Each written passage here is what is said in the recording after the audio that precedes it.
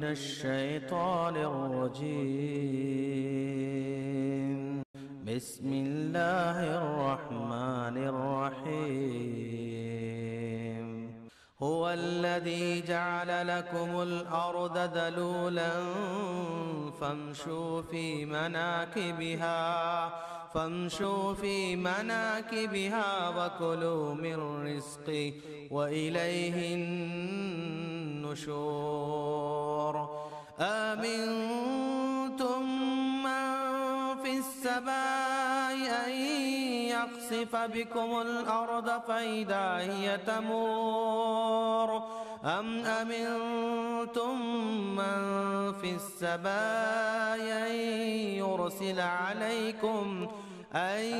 يرسل عليكم حاصبا فستعلمون كيف نذير. إن الحمد لله نحمده ونستعينه ونستغفره ونعوذ بالله من شرور أنفسنا ومن سيئات أعمالنا. من يهده الله فلا مضل له ومن يضلل فلا هادي له. وأشهد أن لا إله إلا الله وحده لا شريك له وأشهد أن محمدا عبده ورسوله. أما بعد، فإن خير الحديث كتاب الله وخير الهدي هدي محمد صلى الله عليه وعلى آله وسلم وشر الأمور محدثاتها وكل محدثة بدعة وكل بدعة ضلالة وكل ضلالة في النار. قال الله تبارك وتعالى: وجعلنا منهم أئمة يهدون بأمرنا لما صبروا وكانوا بآياتنا يوقنون. اسٹیج پر موجود علماء کرام، ذمہ داران جمعیت، میرے محترم دینی بھائیوں، بہت ہی کم وقت میں کچھ بنیادی باتیں انسانیت کے فروغ میں ائمہ و خطباء کا کردار اور ان کی ذمہ داریاں، اس عنوان کے تحت کچھ باتیں مجھ کو عرض کرنا ہے۔ سب سے پہلی بات تو یہ کہ امامت کے لیے بنیادی طور پر دو چیزیں ضروری ہیں اور دو اوصاف ہیں جن کی بنیاد پر اللہ رب العالمین کی طرف سے امامت ملتی ہے۔ اللہ تعالیٰ نے قرآن کریم میں فرمایا کہ بنی اسرائیل میں ہم نے امام بنائے، وَجَعَلْنَا مِنْهُمْ أَئِمَّةً يَهْدُونَ بِأَمْرِنَا، وہ ہمارے حکم کے مطابق لوگوں کی رہبری کرتے تھے۔ لما صبروا، یہ امامت ان کو اس وقت نصیب ہوئی، اللہ کی طرف سے اس بنیاد پر عطا ہوئی کہ انہوں نے صبر کیا اور جمے رہے۔ وَكَانُوا بِآيَاتِنَا يُوقِنُونَ، اور یہ وہ لوگ تھے جو ہماری آیتوں پر یقین رکھتے تھے۔ اس آیت کے سلسلے میں ابن تیمیہ رحمۃ اللہ علیہ فرماتے ہیں: فَالصَّبْرُ وَالْيَقِينُ بِهِمَا تُنَالُ الْإِمَامَةُ فِي الدِّينِ۔ دو چیزیں ہیں، الصبر اور یقین۔ ان دو چیزوں کی بنیاد پر اللہ رب العالمین کی طرف سے دین میں امامت عطا کی جاتی ہے۔ لہذا ائمہ کرام اور خطباء اور امت کے علماء کی ذمہ داریوں میں سے یا اوصاف میں سے دو بنیادی چیزیں یہ ہیں کہ ان کے پاس اللہ اس کے رسول صلی اللہ علیہ وسلم کی باتوں پر یقین اور اسی طرح سے اس پر ثبات ہو۔ ان دو چیزوں کے بغیر کسی بھی انسان کو دین کے معاملات میں امامت نصیب نہیں ہو سکتی ہے۔ لیکن بات اتنی نہیں ہے کہ اپنی ذات کی حد تک یقین اور ثبات اور صبر کا ثبوت آدمی دے، بلکہ اسی کے ساتھ ساتھ ضروری یہ بھی ہے کہ ایک انسان، ایک امام، ایک عالم، ایک مقرر اور خطیب لوگوں کی رہبری کی ذمہ داری ادا کرے۔ اس سلسلے میں قرآن کریم کی آیت جس میں اللہ رب العالمین نے ابراہیم علیہ السلام کی تعریف کی ہے، اللہ نے فرمایا کہ ان ابراہیم کان امۃ قانتا للہ، ابراہیم علیہ السلام ایک امام تھے، اسوہ تھے اور اللہ کے فرمانبردار تھے۔ اس آیت کو عبداللہ بن مسعود رضی اللہ عنہ کے سامنے پڑھا گیا۔ مسروق تابعی کہتے ہیں کہ میں نے یہ آیت عبداللہ بن مسعود رضی اللہ عنہ کے سامنے پڑھی تو انہوں نے کہا: ان معاذ کان امۃ قانتا، معاذ بن جبل رضی اللہ تعالیٰ عنہ اس آیت کے مصداق تھے اور وہ ایک امام تھے اور اللہ کے فرمانبردار تھے۔ اور کہا کہ فأعد علیہ فأعد، ان کے سامنے یہ آیت دوبارہ پڑھی گئی، انہوں نے پھر یہ بات کہی۔ پھر اس کے بعد کہا: اتدرون ما الامہ، جانتے ہو امام کون ہے، امت کون ہے؟ الذی یعلم الناس الخیر، یہ وہ انسان ہے جو لوگوں کو خیر کی تعلیم دیتا ہے۔ والقانت الذی یطیع اللہ ورسولہ، اور فرمانبردار قانت وہ ہے جو اللہ اور اس کے رسول کے حکموں کا تابعدار۔ اس روایت کو امام الحاکم نے المستدرک میں روایت کیا ہے۔ اس روایت سے بات معلوم ہوتی ہے کہ واقعی امام وہ ہے جو ایک طرف تو اپنی ذات کے اعتبار سے یقین اور اللہ تعالیٰ کے حکم پر ثابت قدمی کا ثبوت دے، لیکن اسی کے ساتھ ساتھ وہ اپنی ذات سے آگے بڑھ کر لوگوں کو خیر کی تعلیم دینے والا۔ اس سلسلے میں کہ آج اس دور میں انسانیت کی صفت سے خالی ہوتی چلی جا رہی ہے، ائمہ کرام اور خطباء کی بہت بڑی ذمہ داری ہے کہ معاشرے میں انسانیت کے فروغ کے لیے کوشش کریں۔ اس سلسلے میں کن چیزوں کا ان کو خیال رکھنا ضروری ہے؟ ان میں سے سب سے پہلی چیز یہ ہے کہ اسلام کی بنیادی تعلیمات میں سے، بلکہ اسلام اور ایمان کے ساتھ اس کے تقاضوں کے بارے میں لوگوں کو اس بات کی تعلیم دے کہ آج کا جو ہمارا معاشرہ امن اور سلامتی سے خالی ہوتا جا رہا ہے، مسلمانوں میں اور ساری انسانیت میں اس پیغام کو عام کیا جائے کہ اسلام کا تقاضا انسانیت کی سلامتی ہے اور ایمان کا تقاضا ساری انسانیت کے لیے امن کو فراہم کرنا ہے۔ اس سلسلے میں فضالہ ابن عبید رضی اللہ عنہ کی روایت ہے، فرماتے ہیں کہ اللہ کے رسول صلی اللہ علیہ وسلم نے حجۃ الوداع میں کہا، الا اخبرکم بالمؤمن، کیا میں تمہیں نہ بتاؤں کہ مومن کون ہے؟ اس کے بعد آپ نے خود ہی جواب دیتے ہوئے فرمایا، من امنہ الناس علی اموالہم وانفسہم، مومن وہ ہے کہ لوگ جس سے اپنی جان و مال کو، اپنے خون کو، اپنی جان کو اور اپنے مالوں کو محفوظ اور امن میں محسوس کریں۔ اور آپ نے فرمایا کہ والمسلم من سلم الناس من لسانہ ویدہ، اور مسلمان وہ ہے جس کی زبان اور ہاتھ سے دوسرے انسان سلامت رہے۔ ایمان کا تقاضا یہ ہے کہ ایک انسان جو واقعی ایمان والا ہے وہ ساری انسانیت کو امن دینے والا بنے۔ اسلام کا تقاضا ہے کہ ایک انسان جو واقعی اللہ کا فرما بردار ہے، وہ اسلام پر چلتا ہے، وہ ساری انسانیت کو سلامتی دینے والا بنے۔ اس حدیث کو امام احمد نے اور ابن ماجہ نے اپنی کتابوں میں روایت کیا ہے۔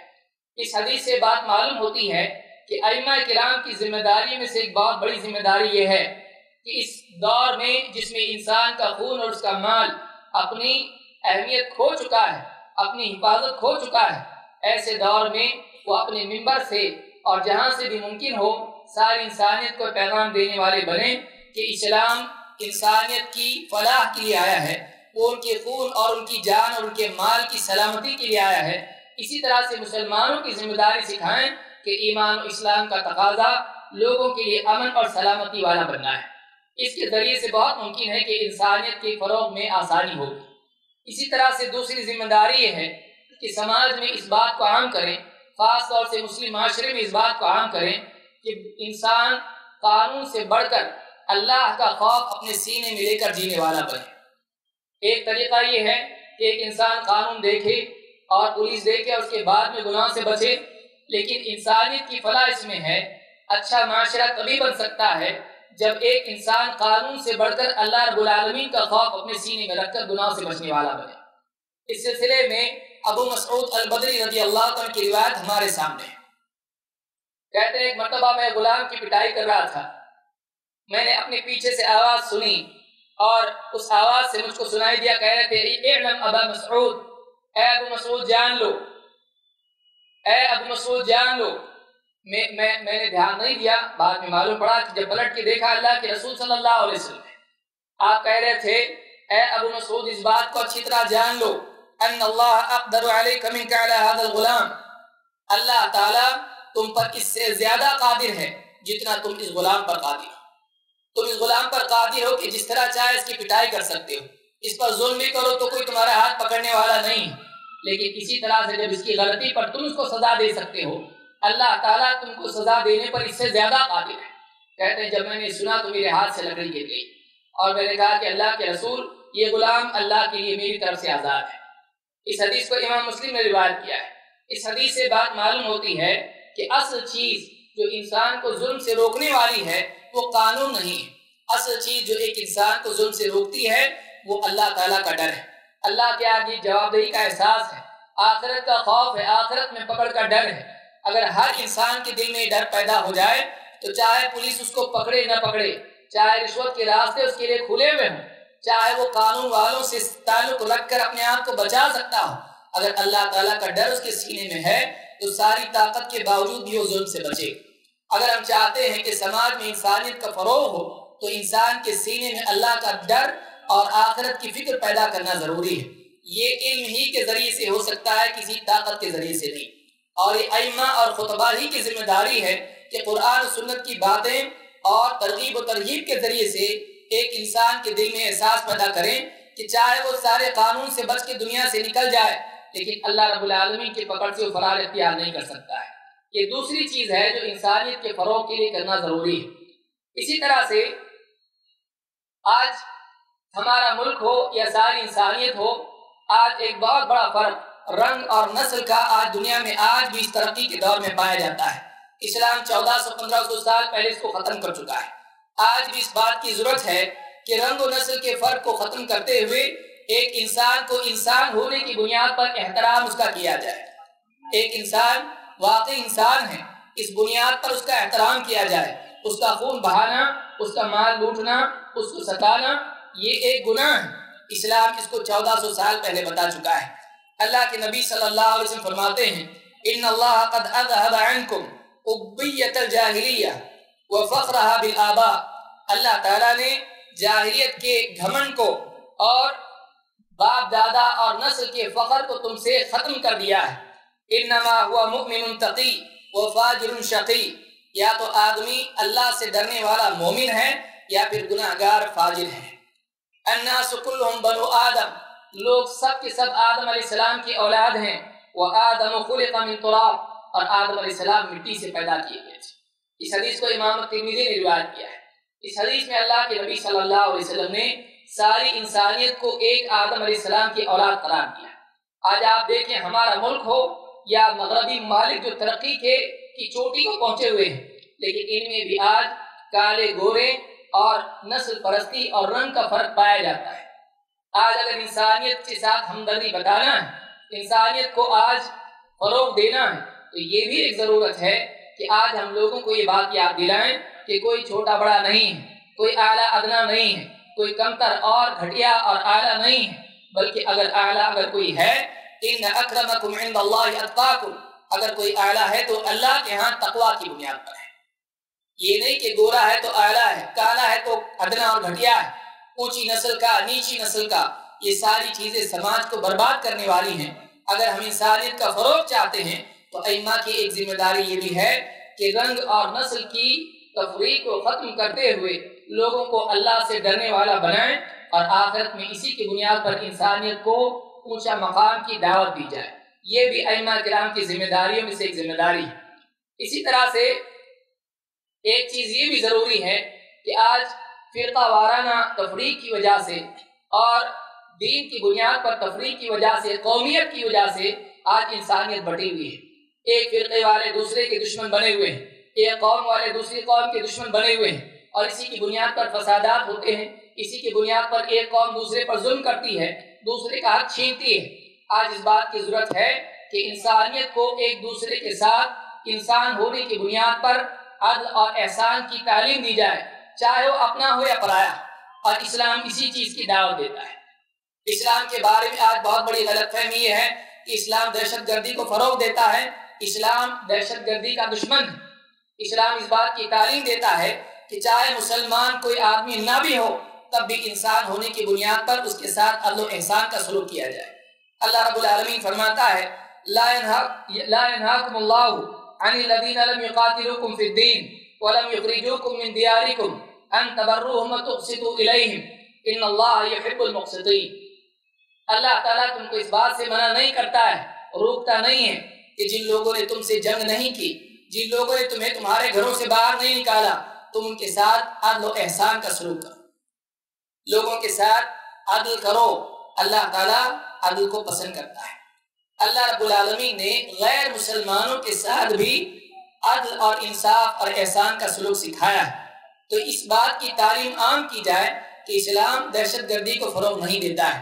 اسی طرح سے اللہ تعالیٰ فرماتا ہے وَلَا يَجْرِمَنَّكُمْ شَنَآنُ قَوْمٍ عَلَىٰ أَلَّا تَعْدِلُوا، کسی قوم کی دشمنی تم کو اس بات پر آمادہ نہ کرے کہ تم ان کے ساتھ عدل کو چھوڑ دو۔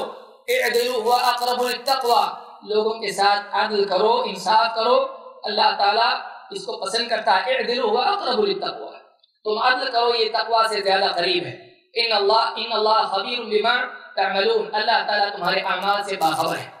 اللہ تعالیٰ نے مسلمانوں کو اس بات کی تعلیم دی ہے کہ وہ دشمنوں کے ساتھ بھی عدل و انصاف کا سلوک کریں۔ یہ بات عام کرنا ضروری ہے تاکہ مسلمانوں کو واقعی دین معلوم ہو اور غیر مسلم اقوام اسلام کے پیغام سے آشنا ہوں، تاکہ ان کے دلوں سے اسلام کے لیے فوبیا جو آج بیٹھا ہوا ہے، جس کو آج اسلام فوبیا کہا جاتا ہے، کہ اسلام کے بارے میں قسم کا ڈر ہے جس کی بنیاد پر اسلام کے دشمن بنے ہوئے ہیں، مسلمانوں کے دشمن بنے ہوئے ہیں، انہیں بات معلوم ہو جائے کہ اسلام خود دشمنوں کے ساتھ بھی عدل و احسان کی تعلیم دیتا ہے۔ اسی طرح سے یہ بھی ضروری ہے کہ آج عالمی سطح پر عمومیت کے ساتھ رحمت کی تعلیم دی جائے۔